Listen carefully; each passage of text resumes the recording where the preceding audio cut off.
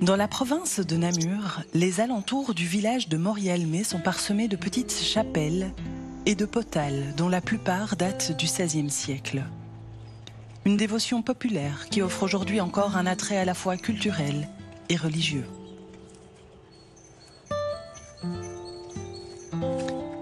Après le déclin des industries de céramique et de fer, le village est recherché pour son calme et son emplacement en pleine campagne. L'église Saint-Martin, tout en briques et en pierre bleue, a été reconstruite en 1910, après un incendie qui l'avait complètement ravagée. Aujourd'hui, la vie paroissiale est bien active, comme en témoignent ces bénévoles de la Société Saint-Vincent de Paul qui y ont installé leur quartier général et y préparent des colis à destination des plus démunis. Tout à côté, la statue de Saint-Stampe, où, selon la tradition, les parents dont les enfants ont des difficultés à faire leurs premiers pas venaient se recueillir. Mais ce qui attire surtout l'attention, ce sont les vitraux de l'église. Tout un village s'est mobilisé pour les restaurer à l'identique. Il s'y raconte l'histoire de Saint-Pierre et de Saint-Martin, bien sûr, dont la vie est illustrée tout en images et en couleurs. Un saint qui vous invite à vous recueillir dans cette église dont il est le saint patron.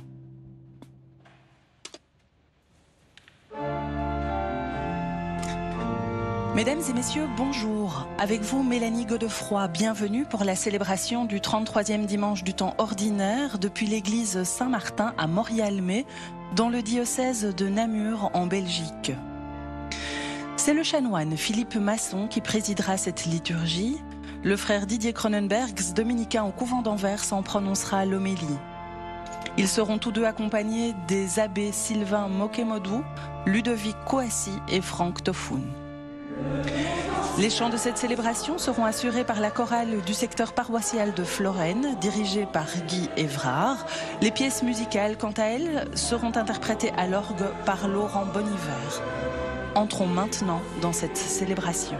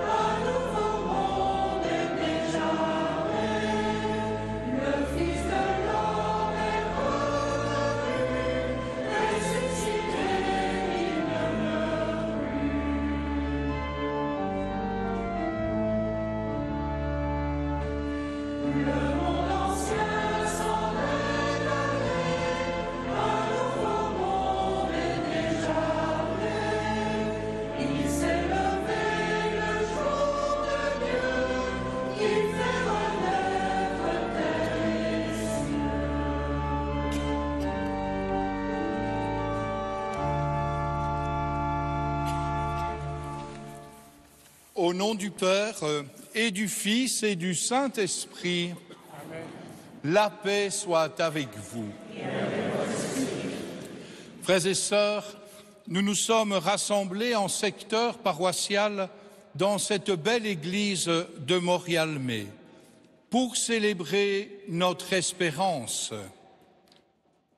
À travers les vents contraires qui peuvent secouer la barque de nos vies, nous sommes appelés à persévérer dans la confiance en mettant nos pas dans les pas de Jésus. Notre communauté rejoint aujourd'hui celles et ceux qui s'unissent à nous par les ondes. Vous, les téléspectateurs de la Une et les auditeurs de la Première, et vous qui nous suivez avec le jour du Seigneur.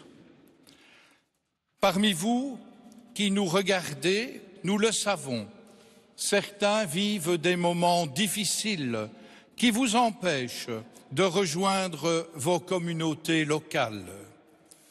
Le message de l'Évangile nous invite à tenir bon face aux événements douloureux qui touchent notre vie. Croyez en notre communion fraternelle dans la prière de ce matin. Frères et sœurs, alors que nous sommes invités à demeurer fermes dans la foi, ancrés en Dieu, préparons-nous à célébrer le mystère de l'Eucharistie en reconnaissant que nous avons péché. Seigneur Jésus, Dieu de tendresse et de pitié, tu connais le nombre de nos cheveux.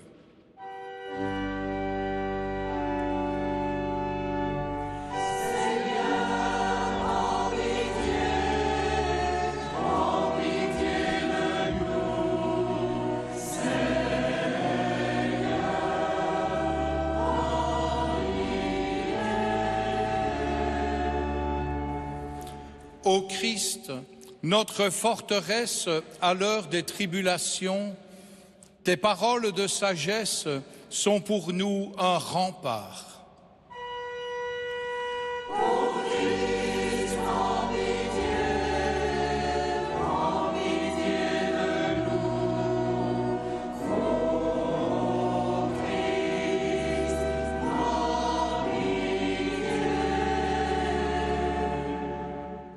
Seigneur, tu viens en aide à tes enfants égarés par de faux prophètes. Tu les guides sur un chemin de paix et de confiance.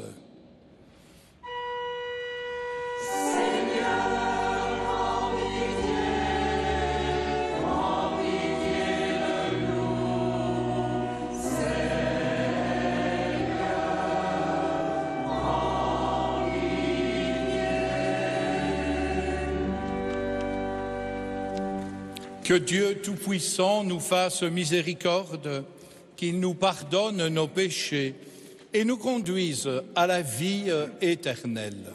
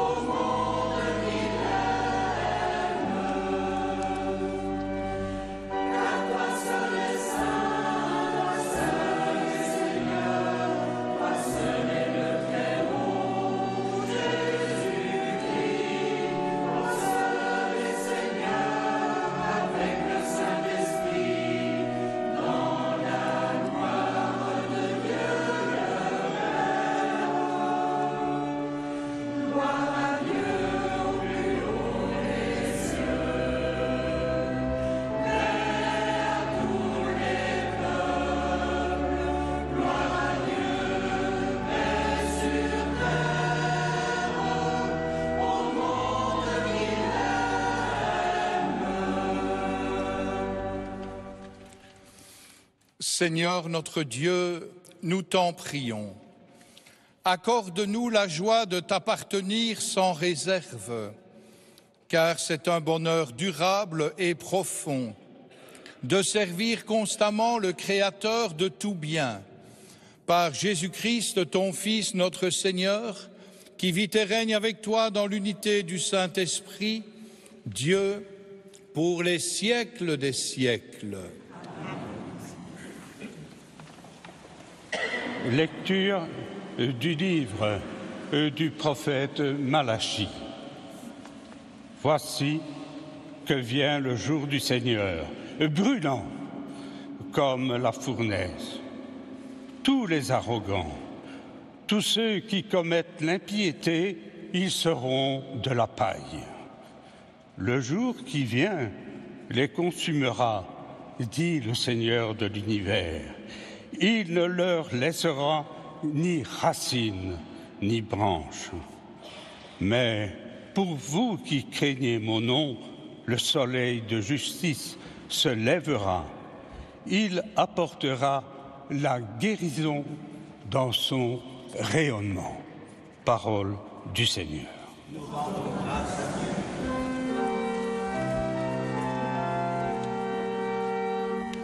Il vient le Seigneur gouverner le monde avec justice. Il vient le Seigneur gouverner le monde avec justice. Jouez pour le Seigneur sur la cithare et tous les instruments, au son de la trompette et du cor, acclamez votre roi le Seigneur. Il vient le Seigneur gouverner le monde avec justice. Que résonne la mer et la richesse, le monde et tous ses habitants, que les fleuves battent des mains, que les montagnes chantent leur joie. Il vient le Seigneur gouverner le monde avec justice. Acclamez le Seigneur car il vient pour gouverner la terre, pour gouverner le monde avec justice et les peuples avec droiture. Il vient le Seigneur gouverner le monde avec justice. Seconde lettre de Saint Paul, apôtre aux Thessaloniciens. Frères et sœurs, vous savez bien, vous, ce qu'il faut faire pour nous imiter. Nous n'avons pas vécu parmi vous de façon désordonnée, et le pain que nous avons mangé, nous ne l'avons pas reçu gratuitement. Au contraire, dans la peine et la fatigue, nuit et jour, nous avons travaillé pour n'être à la charge d'aucun d'entre vous. Bien sûr, nous avons le droit d'être à charge, mais nous avons voulu être pour vous un modèle à imiter. Et quand nous étions chez vous, nous vous donnions cet ordre. Si quelqu'un ne veut pas travailler, qu'il ne mange pas non plus. Or, nous apprenons que certains d'entre vous mènent une vie déréglée, affairée sans rien faire. À ceux-là, nous adressons dans le Seigneur Jésus-Christ cet ordre et cet appel. Qu'ils travaillent dans le calme pour manger le pain qu'ils auront gagné. Parole du Seigneur. Nous rendons grâce à Dieu.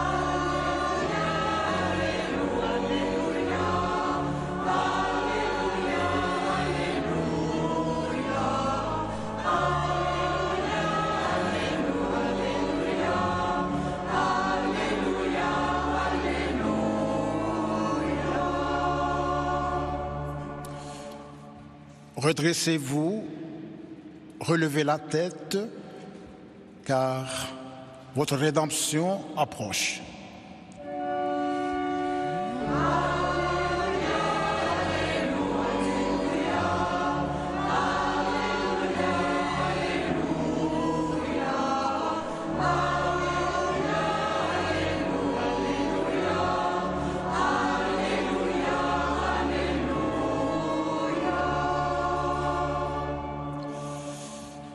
Le Seigneur soit avec vous.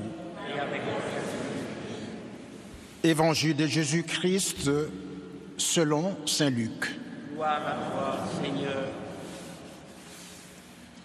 En ce temps-là, comme certains disciples parlaient du temple, des belles pierres, des ex-voto qui le décoraient, Jésus leur déclara: ce que vous contemplez, des jours viendront où il n'en restera pas pierre sur pierre, tout sera détruit.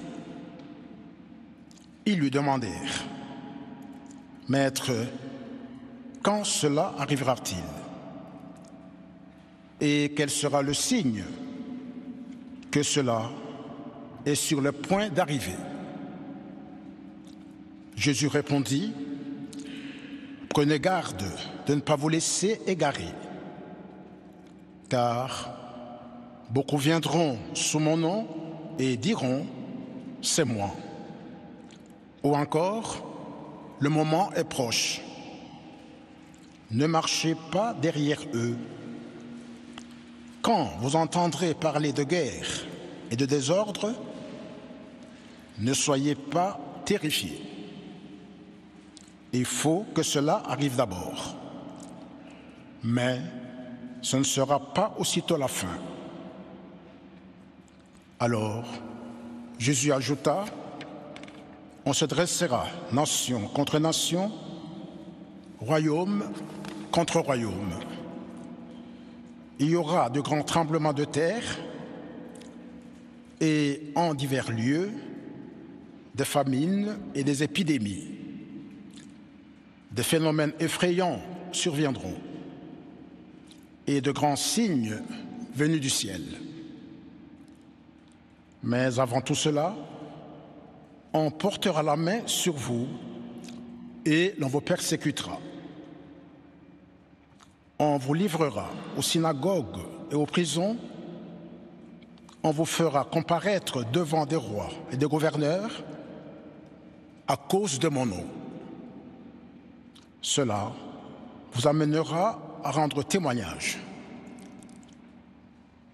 Mettez-vous donc dans l'esprit que vous n'avez pas à vous préoccuper de votre défense.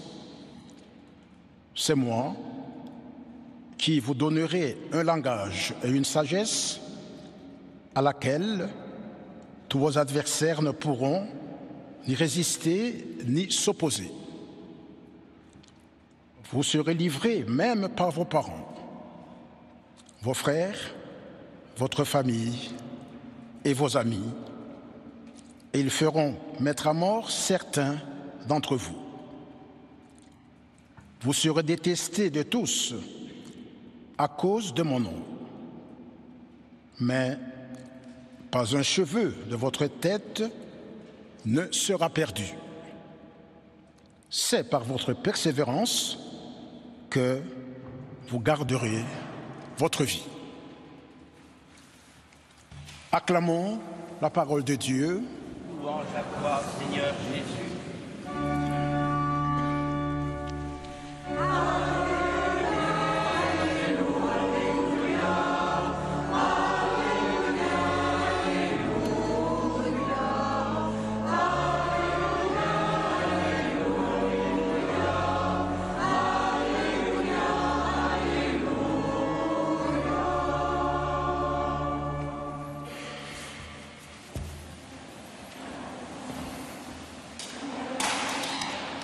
Pas de nouvelles, bonne nouvelle, disait-on jadis. Mais de nos jours, depuis l'irruption des portables dans nos relations, vous avez sans doute déjà remarqué que notre rapport au temps s'est quelque peu inversé. En effet, lorsque nous ne parvenons pas ou plus à joindre immédiatement un proche que nous aimons, il arrive souvent que la peur ou la suspicion s'installe. Pas de nouvelles, mauvaise nouvelle. Par les images apocalyptiques et de fin des temps qu'il emploie, l'évangile de ce jour n'est pas particulièrement rassurant à première lecture, il faut bien l'avouer. Mais il nous invite en réalité à méditer sur le temps qui passe. Et il nous interroge sur la manière avec laquelle nous vivons celui-ci.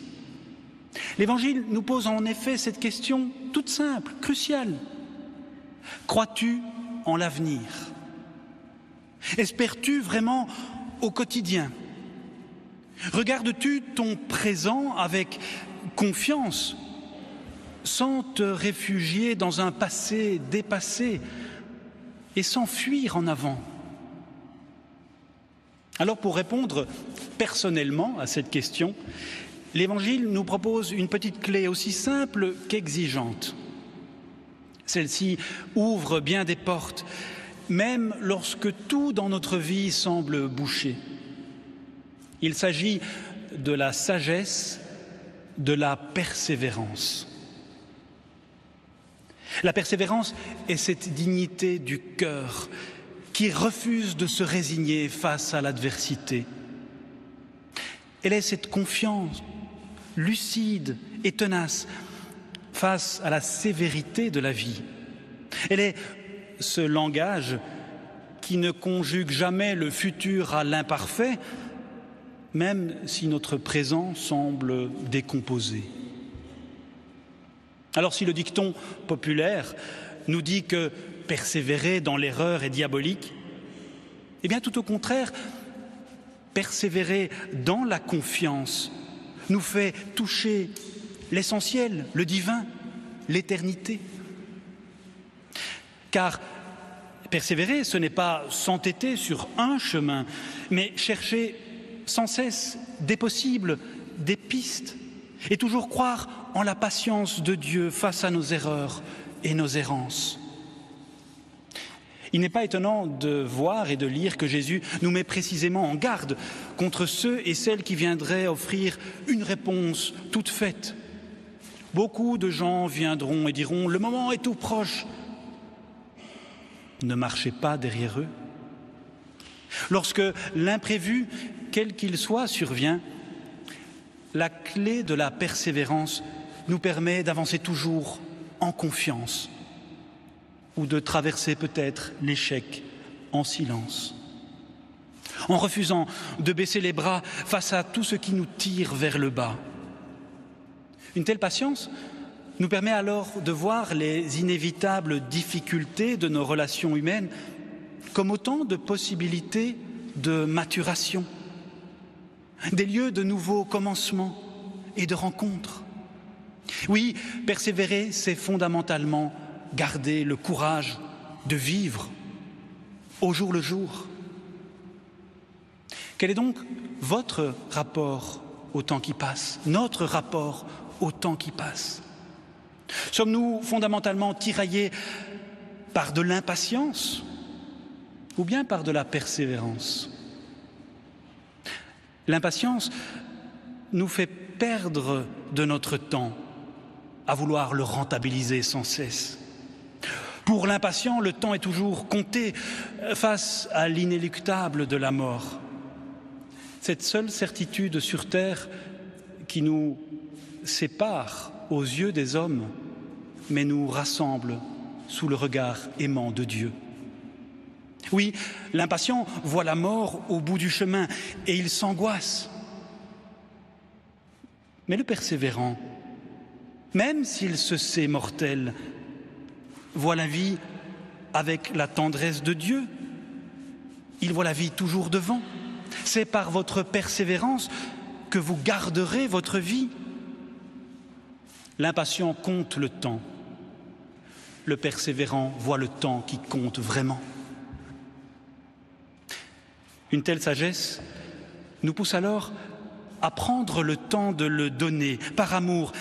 Il s'agit de quitter ce temps que l'on compte sans cesse au temps qui compte vraiment, celui de Dieu, l'éternité de Dieu, celui qu'on donne, ce temps aux couleurs d'éternité que nous prenons pour croire plus encore, pour espérer davantage et pour aimer plus intensément. Voilà pourquoi il ne s'agit pas d'être affairé sans rien faire, comme le dit magnifiquement saint Paul, mais bien à travailler dans le calme pour que le soleil de justice fasse irruption et vienne éclairer notre quotidien.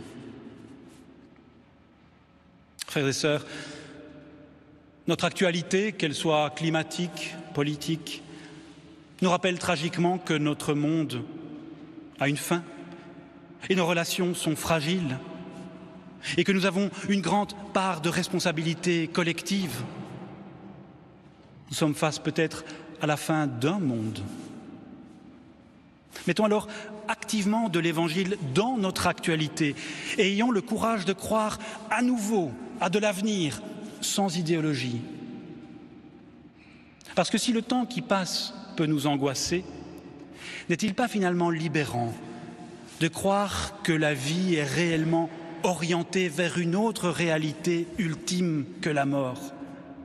Osons croire que la clarté, l'éternité de Dieu vient s'inscrire dans le temps de notre cœur, et qu'elle donne sens à notre vie, et qu'elle ne passera pas. Alors, à l'école d'une telle sagesse, notre patience deviendra ultimement prière pour ouvrir chaque matin la porte de l'espérance et amener plus d'humanité dans notre monde qui en a tant besoin. Et chaque soir, notre patience se fera également en prière pour fermer la porte du désespoir et confier à Dieu l'irrésolu de nos vies. Nous découvrirons alors plus encore en nous-mêmes cette persévérance qui donne vie, cette force que Dieu, dans sa tendresse, offre à chacun et chacune d'entre nous, et que personne ne pourra jamais nous prendre. Amen.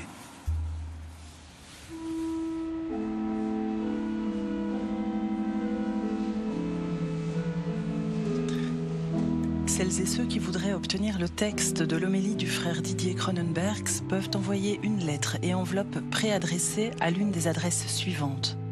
Pour la Belgique, service des messes télévisées rue de la Linière 14, 1060 Bruxelles. Pour la France, Jour du Seigneur, 45 bis rue de la Glacière, 75 013 Paris. Cette homélie est d'ores et déjà téléchargeable sur le site www.catobel.be.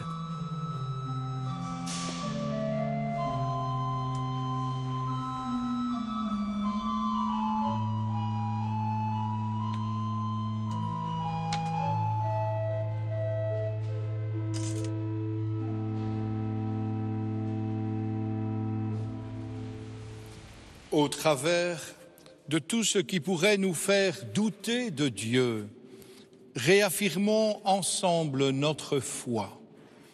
Je crois en Dieu, le Père Tout-Puissant, Créateur du ciel et de la terre, et en Jésus-Christ, son Fils unique, notre Seigneur, qui a été conçu du Saint-Esprit, est né de la Vierge Marie, a souffert sous Ponce Pilate, a été crucifié, est mort et a été enseveli, est descendu aux enfers, le troisième jour est ressuscité des morts, est monté aux cieux, est assis à la droite de Dieu le Père Tout-Puissant, d'où il viendra juger les vivants et les morts.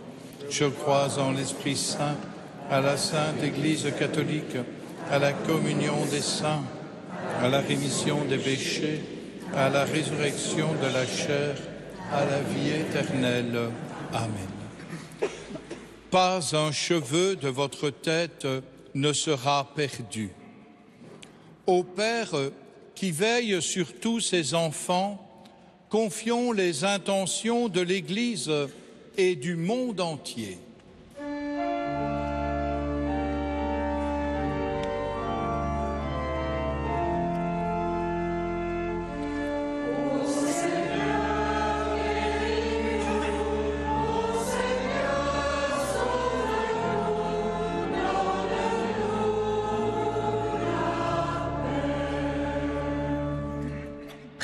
pour l'Église qui traverse des moments d'incertitude et de doute.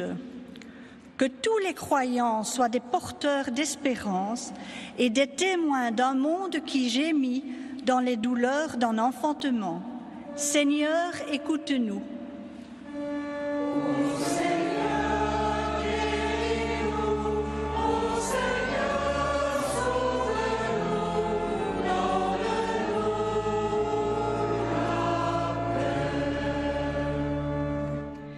Prions pour les populations qui souffrent ou qui fuient leurs terres à cause des catastrophes climatiques, des sécheresses, des guerres. Qu'elles soient soutenues et accueillies. Seigneur, écoute-nous.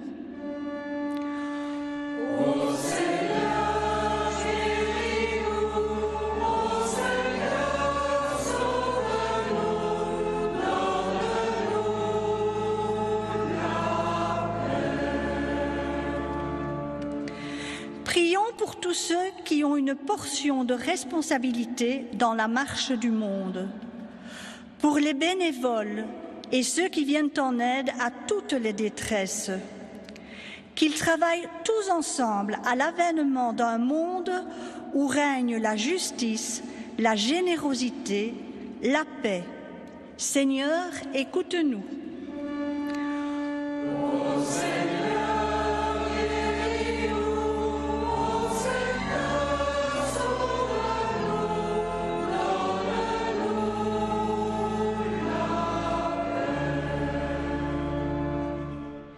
Prions pour qu'au sein de nos communautés, nous nous engagions à soutenir toutes les personnes en détresse qui souffrent de solitude, de la faim, de l'éloignement de leur pays, qu'à travers toutes ces épreuves, nous nous sentions solidaires les uns des autres. Seigneur, écoute-nous.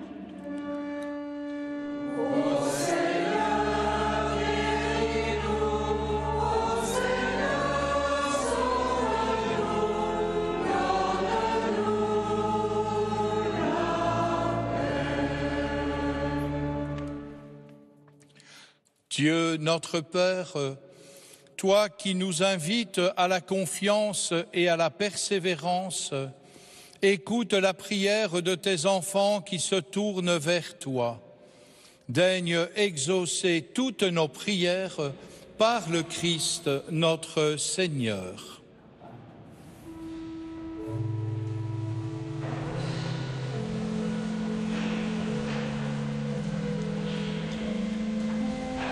Par la prière, profitons de cette pièce musicale pour préparer notre cœur à la venue du Christ en nous. Le frère Didier nous interpellait par ces questions que pose l'Évangile de ce dimanche. Crois-tu en l'avenir? Espères-tu vraiment au quotidien? Regardes-tu ton présent avec confiance, sans te réfugier dans un passé dépassé et sans fuir en avant? Et il nous offrait cette clé, nous permettant d'avancer en confiance, en nous rappelant la sagesse de la persévérance.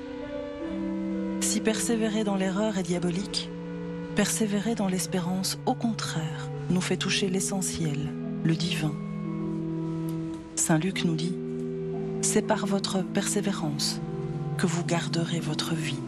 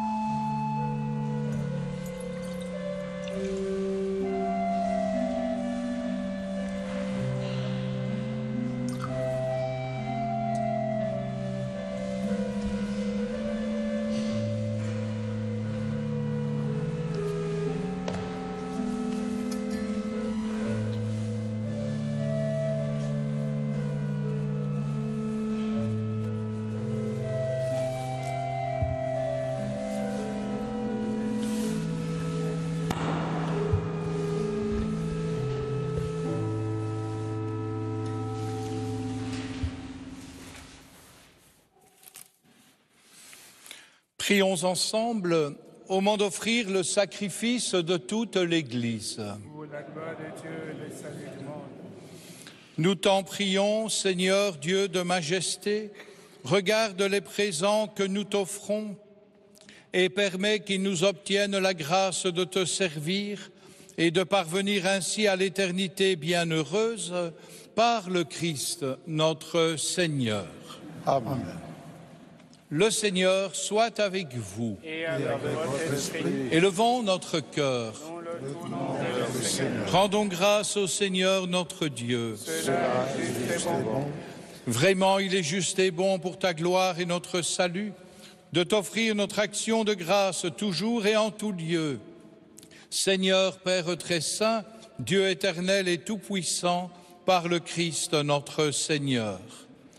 Par sa naissance, il a renouvelé la condition humaine destinée à vieillir. Par sa passion, il a effacé nos fautes. Par sa résurrection d'entre les morts, il a donné accès à la vie éternelle. Et par son ascension auprès de toi, notre Père, il a ouvert les portes du ciel.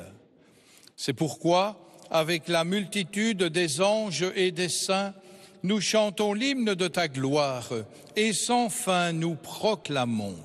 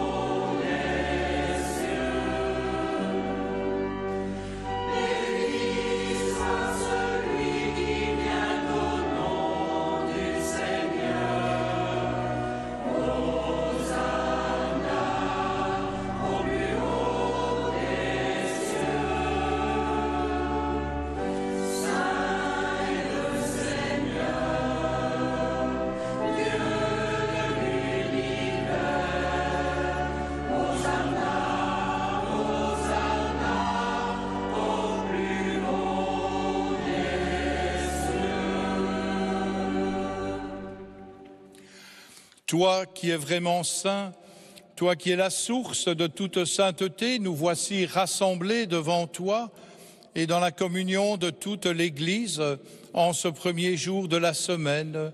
Nous célébrons le jour où le Christ est ressuscité d'entre les morts.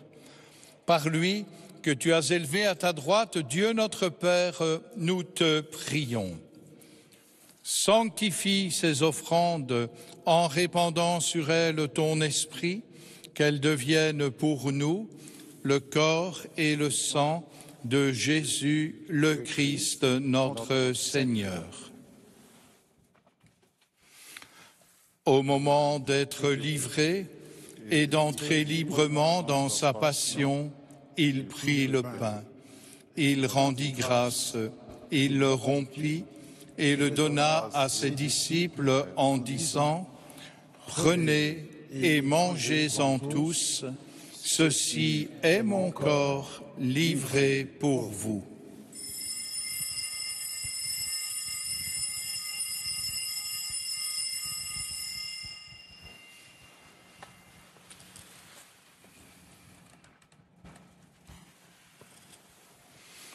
De même, à la fin du repas, il prit la coupe.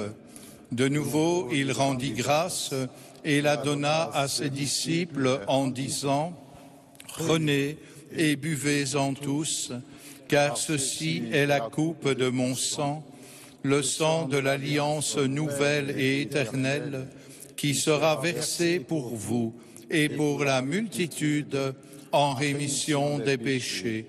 Vous ferez cela en mémoire de moi.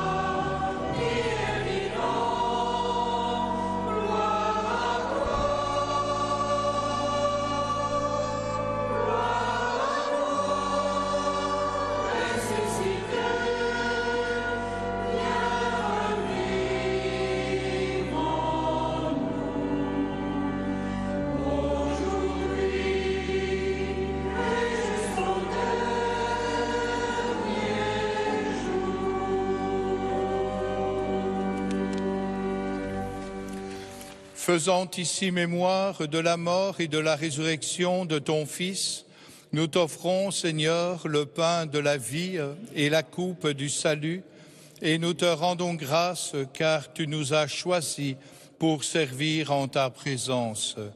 Humblement, nous te demandons qu'en ayant part au corps et au sang du Christ, nous soyons rassemblés par l'Esprit Saint en un seul corps.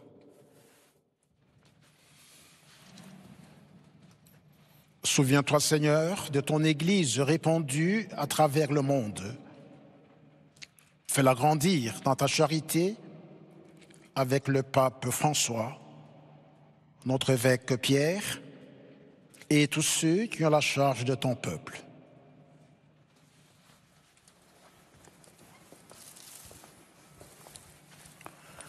Souviens-toi aussi de nos frères qui se sont endormis dans l'espérance de la résurrection et de tous les hommes qui ont quitté cette vie. Reçois-les dans ta lumière auprès de toi. Sur nous tous enfin, nous implorons ta bonté. Permets qu'avec la Vierge Marie, la bienheureuse Mère de Dieu, avec les apôtres et les saints de tout le temps qui ont vécu dans ton amitié, nous ayons part à la vie éternelle et que nous chantions ta louange par Jésus-Christ, ton Fils bien-aimé. Par lui, avec lui et en lui, à toi, Dieu le Père Tout-Puissant, dans l'unité du Saint-Esprit, tout honneur et toute gloire pour les siècles des siècles. Prier Dieu en l'appelant Père, c'est nous abandonner en lui, dans cette certitude que nous sommes ses enfants bien-aimés. Notre Père qui es aux cieux, que ton nom soit sanctifié, que ton règne vienne, que ta volonté soit faite sur la terre comme au ciel. Donne-nous aujourd'hui notre pain de ce jour. Pardonne-nous nos offenses, comme nous pardonnons aussi à ceux qui nous ont offensés. Et ne nous laisse pas entrer en tentation, mais délivre-nous du mal. Car c'est à toi qu'appartiennent le règne, la puissance et la gloire pour les siècles des siècles. Seigneur Jésus-Christ, tu as dit à tes apôtres, « Je vous laisse la paix, je vous donne ma paix. » Ne regarde pas nos péchés, mais la foi de ton Église. Pour que ta volonté s'accomplisse, donne-lui toujours cette paix, toi qui règnes pour les siècles des siècles. Amen. Que la paix du Seigneur soit toujours avec vous. Et avec votre esprit. Frères et sœurs, dans cette Église ou chez vous, à vous tous qui nous suivez devant votre écran, échangeons un geste de paix. L'Assemblée partage ici, dans l'église Saint-Martin à Morialmé. Je vous l'adresse également, chers auditeurs et téléspectateurs, d'où que vous nous suiviez. Que cette paix du Seigneur vous garde et vous accompagne tout au long de cette semaine.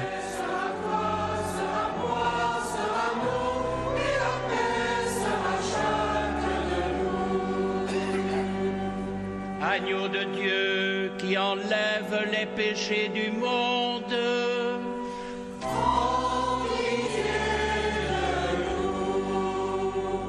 Agneau de Dieu qui enlève les péchés du monde,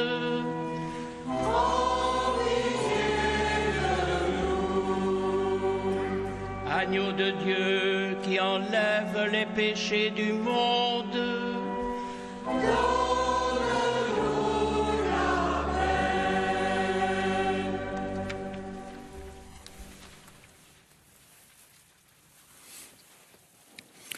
Voici l'agneau de Dieu, voici celui qui enlève les péchés du monde. Heureux les invités au repas des noces de l'agneau. Seigneur, je ne suis pas digne de te recevoir, mais dis seulement une parole et je serai guéri.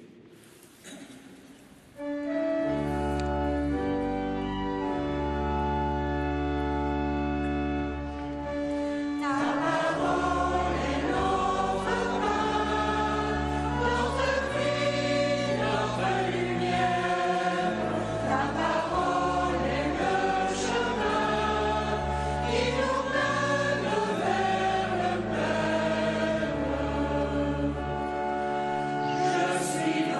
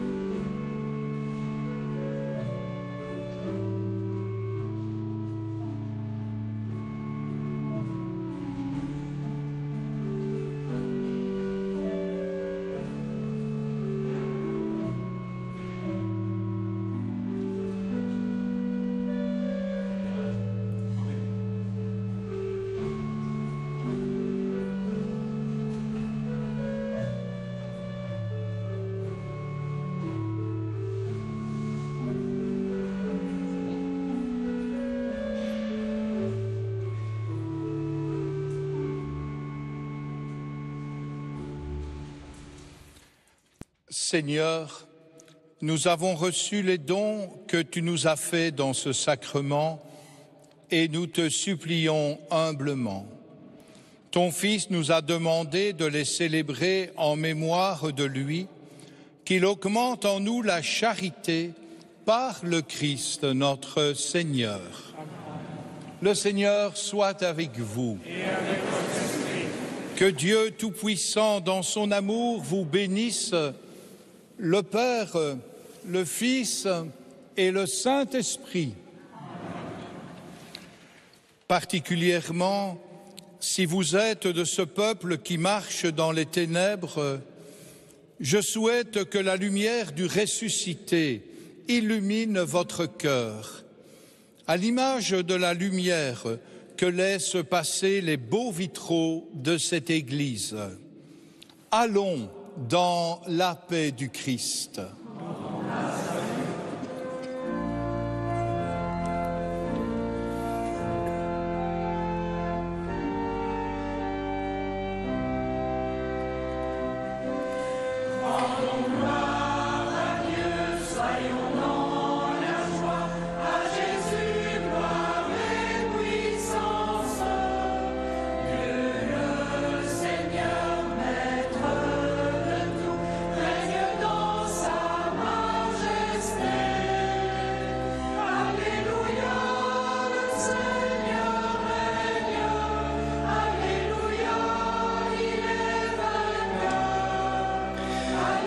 Chers auditeurs, vous avez suivi la célébration du 33e dimanche du temps ordinaire depuis l'église Saint-Martin à Morialmé dans le diocèse de Namur en Belgique.